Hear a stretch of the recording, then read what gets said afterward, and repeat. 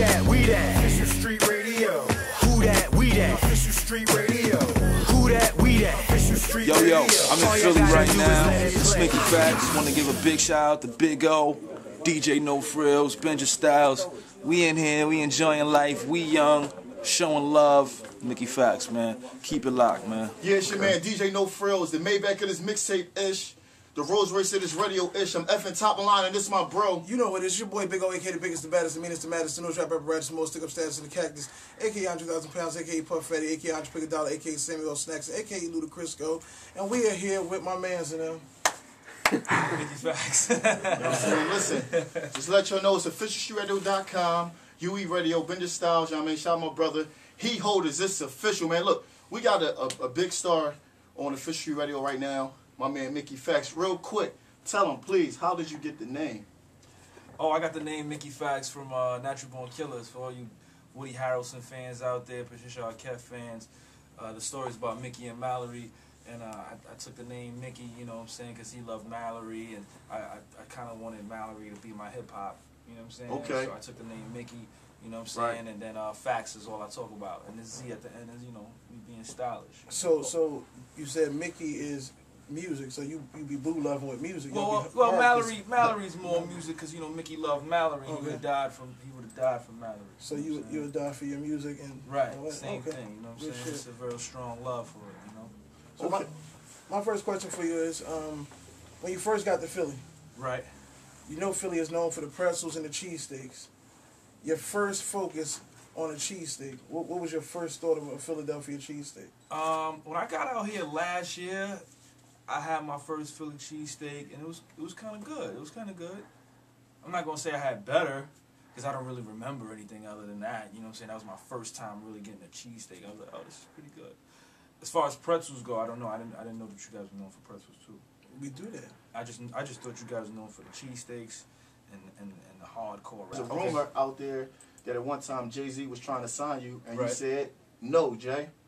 Well, that wasn't really a rumor. There was just a rumor that was out saying that I had signed to Rock Nation. Okay. And I never signed to Rock Nation. I went and signed to Battery Jive. So Right. that was the rumor. I never confirmed that I was actually signed to Rock Nation. The rumor just was out there. Right. You know, which was kind of crazy. Well, we definitely know this ain't a rumor. You definitely was on the cover of the double XL. Well, Let's talk about how you feel when they interviewed you and you know you was on that cover. How did it make you feel as an artist? I think that's super major. I mean, just off top, like I used to collect their mags. Right. So like my mother would be like, "Why are you always collecting these magazines? What are they doing for you?" You know. Right.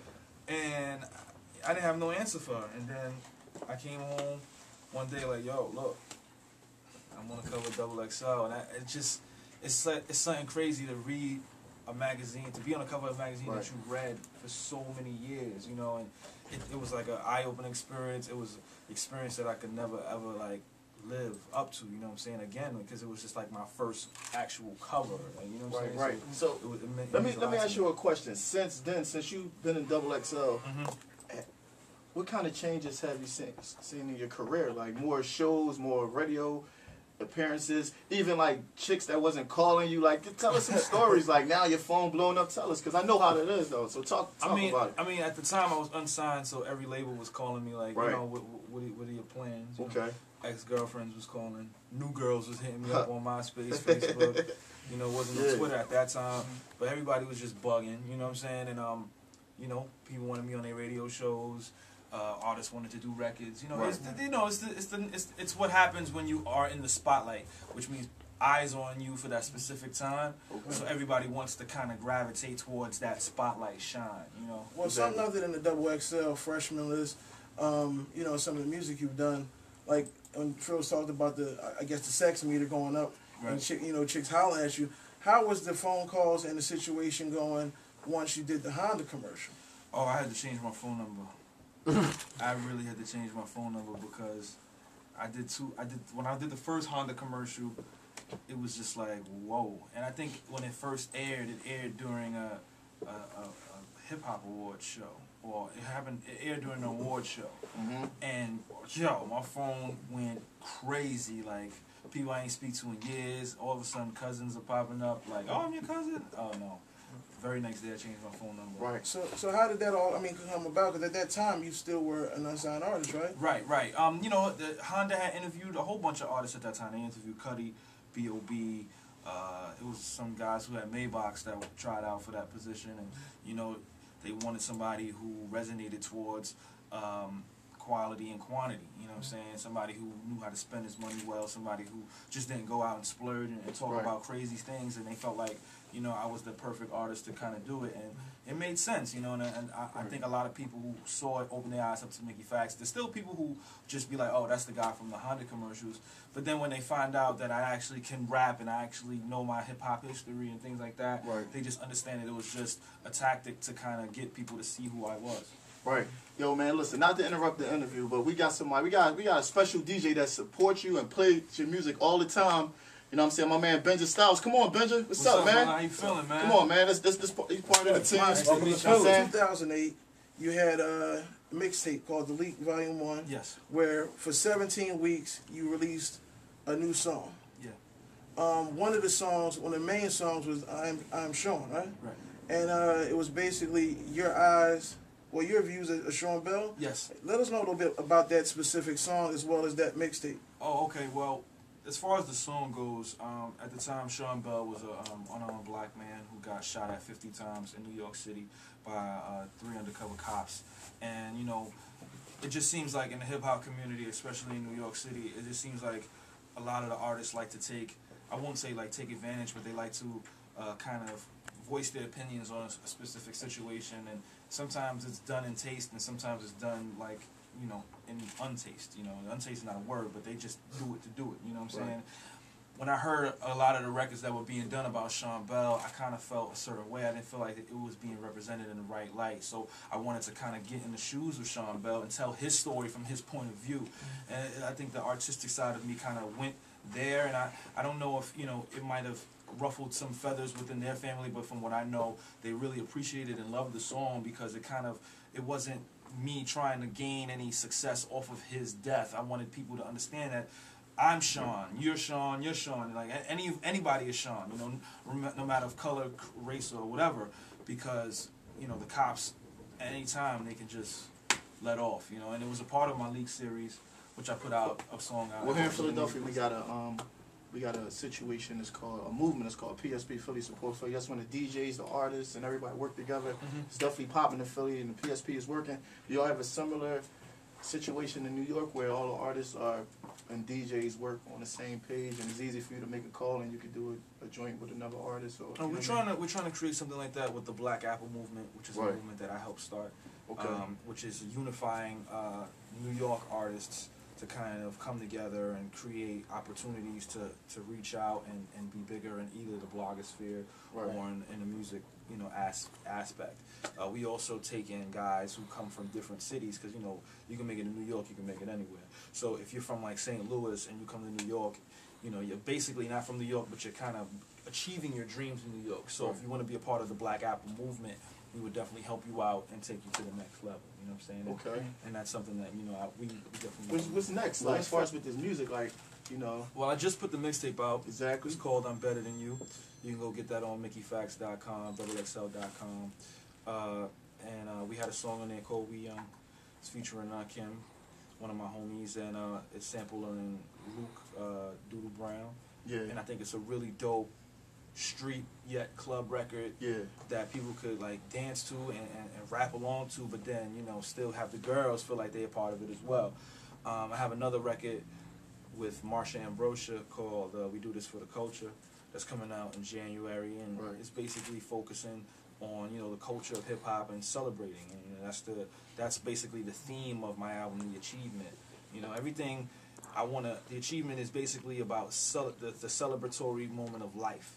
You know, like, it's not all about me getting my deal. It's about somebody proposing to their girlfriend and making them their fiance, or a wedding, or a woman having her child, or somebody graduating. You know, and you're just celebrating that, and that's what I kind of want to express on this album entitled The Achievement. You know what I'm saying? So you say, I mean, basically, like a lot of your music, I mean, I could say is really feel good music and something, I mean, more of uplifting. Who are some of your influences? Like, oh man, I mean, I'm a lyricist at heart.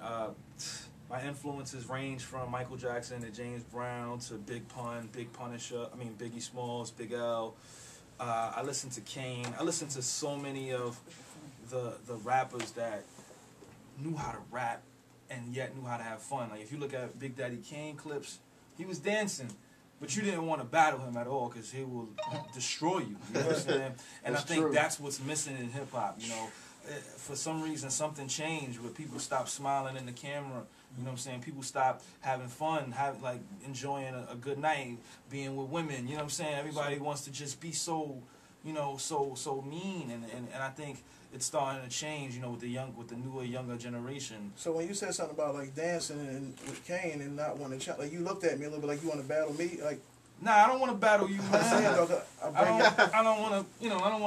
I don't want to go. Just making sure. Just making sure. I'm good, man. I don't do none of that. Let me ask you, being an artist that's really popular with the blogs, how do you feel about the RIA trying to shut down the blogs and now trying to shut down On Smash and all that? I think it's horrible, that they're trying to shut down a site that basically helped my career and take it to another level. I'm very good friends with Hoff at On Smash, and I definitely sent a very long, extensive email as to why the government was definitely wrong in taking down a site that promotes free music.